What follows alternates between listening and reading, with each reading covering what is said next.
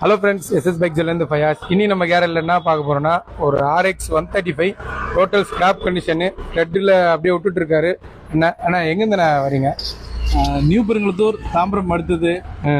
உங்களோட வீடியோஸ் பார்த்து ரொம்ப இன்ஃப்ளூயன்ஸ் ஆகிட்டு வண்டியை ரெடி பண்ணணுன்ட்டு எனக்கு தோணல. ஃபர்ஸ்ட் உங்களோட வீடியோஸை பார்த்து எனக்குள்ள இம்ப்ரெஷன் ஆனதுதான்.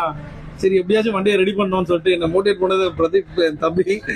ரொம்ப நன்றிண்ணா. உங்களை சஜஸ்ட் பண்ணதும் அவர் தான்.